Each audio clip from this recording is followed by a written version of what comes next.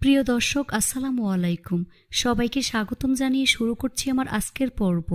আজকে আমি আপনাদের অনেক বেশি ফুলকো এবং খাস্তা ডিম পুরি তৈরি করে দেখাবো। এই ডিম পুরি তৈরি করা খুবই সহজ, একদমই ঝামেলা ছাড়াই ঘরে থাকা অল্প কিছু উপকরণ দিয়ে এই ডিম পুরি তৈরি করে নেওয়া যায়। পরিবারের ছোট থেকে বড় সবাই এই ডিম পুরি পছন্দ করবে, বিশেষ করে বাচ্চারা অনেক বেশি পছন্দ করবে। রেসিপিটি হুবহু ফলো করে তৈরি করলে আপনার ডিম পুরিও অনেক বেশি ফুলকো এবং খাস্তা হবে। তো চলুন রেসিপিটি দেখে নিচ্ছি। ডিম পুরি তৈরি করার জন্য প্রথমে একটি মিক্সিং বলে 1 কাপ পরিমাণ ময়দা দিয়ে দিচ্ছি। আপনারা চাইলে আটা ব্যবহার করতে পারবেন। স্বাদমতো লবণ অ্যাড করে দিচ্ছি, সাথে 1 চা চামচ পরিমাণ চিনি দিয়ে দিচ্ছি। 1.5 টেবিল চামচ পরিমাণ সয়াবিন তেল দিয়ে দিচ্ছি। এতে করে ডিম পুরি অনেক বেশি খাস্তা হবে। এবার সবকিছু একসাথে খুব ভালো করে মিশিয়ে নিতে হবে। হাত দিয়ে ঘষে ঘষে তেল ময়দার সাথে খুব ভালো করে মিশিয়ে নিচ্ছে, কারণ ময়ানটা যত ভালো হবে এই ডিম পুরি তত বেশি খাস্তা এবং পারফেক্ট হবে। তাই একটু সময় নিয়ে ময়ান করে নিতে হবে। যখন দেখবেন হাত দিয়ে মুঠ করলে এরকম দলা পেকে যায়, তখন বুঝতে হবে ময়ানটা একেবারে পারফেক্ট হয়েছে, অর্থাৎ তেল ময়দার সাথে খুব ভালো করে মিশে গিয়েছে। এবার এর মধ্যে অল্প অল্প করে পানি অ্যাড করে মোটামুটি সফট একটি ডো তৈরি করে নিতে হবে। এই ডোটা কোনোভাবেই শক্ত করে ফেলা যাবে না, তাহলে পুরি ফুলকো এবং খাস্তা হবে না। তাই পানিটা একবারে না দিয়ে অল্প অল্প করে দিয়ে মিশিয়ে ডোটা তৈরি করে নেবেন। তো আমার ডোটা মাখানো হয়ে গিয়েছে। উপরে সামান্য পরিমাণ তেল দিয়ে মেখে নিচ্ছি, এতে করে ডোটা ড্রাই হয়ে যাবে না, একেবারে সফট থাকবে। তারপর ভিজা কিচেন টাওয়াল দিয়ে আমি ঢেকে দিচ্ছি, এতে করে ডোটা আরও অনেক বেশি সফট হয়ে যাবে। তারপর ঢাকনা দিয়ে ঢেকে রেস্টে রেখে দেব প্রায় 20 মিনিটের মতো। এই ফাঁকে চুলে একটি ফ্রাই প্যান বসিয়ে এর মধ্যে 2 চা চামচ পরিমাণ সয়াবিন তেল দিয়ে দিচ্ছি।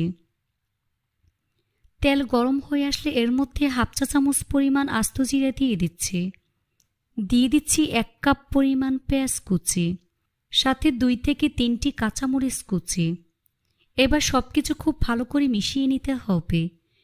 কিছুক্ষণ ভেজে নেওয়ার পর যখন দেখবেন পেঁয়াজের কালার চেঞ্জ হয়ে গিয়েছে, তখন ফ্রাই প্যানের এক সাইডে নিয়ে নিচ্ছি। তারপর 1 চা চামচ পরিমাণ সয়াবিন তেল দিয়ে দিচ্ছি। তেল গরম হয়ে আসলে এর মধ্যে 2টি ডিম আমি দিয়ে দিচ্ছি। ডিম দেওয়ার পর কিছুক্ষণ অপেক্ষা করব, সাথে সাথে নাড়াচাড়া করা যাবে না। উপরে কিছুটা পরিমাণ লবণ দিয়ে দিচ্ছি। কিছুক্ষণ পর যখন দেখবেন উপরে ড্রাই হয়ে গিয়েছে, তখন ডিমটাকে ভেঙে ঝুরঝুরা করে নিতে হবে। এভাবে কিছুক্ষণ ভেজে নিতে হবে। তো ডিমটাকে ঝুরঝুরা করে আমি ভেজে নিয়েছি। এখন পেঁয়াজের সাথে খুব ভালো করে মিশিয়ে নেব। তারপর একে একে গুঁড়া মশলাগুলো আমি দিয়ে দিচ্ছি। প্রথমে দিয়ে দিচ্ছি খুব সামান্য পরিমাণ হলুদের গুঁড়া, 1/4 চা চামচ পরিমাণ ভাজা জিরার গুঁড়া, 1 চা চামচ পরিমাণ চাট মশলার গুঁড়া। এবার সবকিছু একসাথে খুব ভালো করে মিশিয়ে নিতে হবে। এভাবে 2 থেকে 3 মিনিটের মতো আমি ভেজে নিচ্ছি। তারপর এর মধ্যে 2 টেবিল চামচ পরিমাণ ধনিয়া পাতা কুচি অ্যাড করে দিচ্ছি। ধনিয়া পাতা খুব ভালো করে মিশিয়ে নিচ্ছি। মিশানো হয়ে গিয়েছে। এখন চুলা বন্ধ করে এই পুরটাকে ভালো করে ঠান্ডা করে নেব। ফিরে আসলাম 20 মিনিট পর। এখন ঢাকনা সরিয়ে ডোটাকে আরও কিছুক্ষণ সময় নিয়ে আমি মথে নিচ্ছি। তারপর এই ডো থেকে ছোট ছোট 5টি লেচি আমি কেটে নিচ্ছি।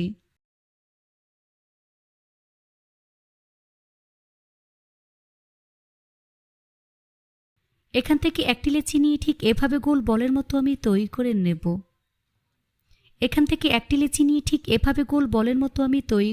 নেব। এই তো একটি বল আমি তৈরি করে নিয়েছি। সবগুলো বল একইভাবে আমি তৈরি করে নিয়েছি। এখান থেকে একটি বল বোর্ডের উপর নিয়ে হাত দিয়ে চেপে চ্যাপটা করে নিচ্ছি। তারপর বেলুন দিয়ে হালকা হাতে বেলে নিচ্ছি। মধ্যের অংশটা কিন্তু পাতলা করে ফেলা যাবে না, শুধুমাত্র সাইডটাকে পাতলা করে নিতে হবে। দেখুন মধ্যের অংশটা মোটা এবং সাইডটাকে পাতলা করে বেলে নিয়েছি। এবার এর মধ্যে পরিমাণ মতো ডিমের পুর দিয়ে দিচ্ছি। হাত দিয়ে চেপে পুরটাকে সেট করে দিচ্ছি। এবার এক সাইড থেকে ঠিক এভাবে আমি ফোল্ড করে নিচ্ছি। একটু খেয়াল করলে বুঝতে পারবেন কাজটা আমি কিভাবে করছি।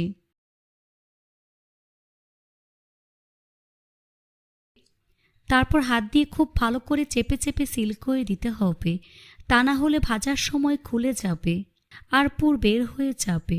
বাড়তি অংশ ছিঁড়ে ফেলে দিচ্ছি। তারপর আঙুল দিয়ে মিশিয়ে নিচ্ছি। হাতের তালু দিয়ে চেপে চ্যাপটা করে নিচ্ছি। এবার বেলুন দিয়ে আলতো হাতে বেলে নিচ্ছি। এ কাজটা খুবই সাবধানে করবেন, যাতে করে ফেটে পুর বের না হয়ে আসে।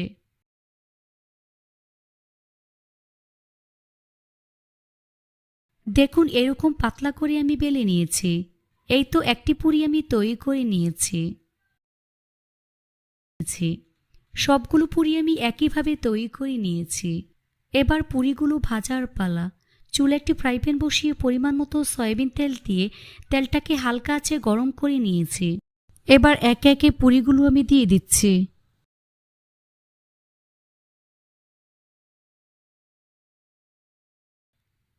চুলার আঁচ মিডিয়ামে রেখে পুরিগুলোকে ভাজতে হবে। চামচ দিয়ে পুরির উপর তেল দিয়ে দিচ্ছি, এতে করে পুরি অনেক বেশি ফুলে উঠবে।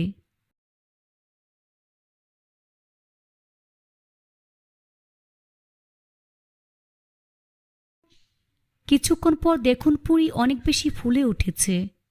এই পুরিগুলোকে মিডিয়াম আঁচে ভাজতে হবে। কিছুক্ষণ পর পুরিগুলোকে আমি উল্টে দিচ্ছি।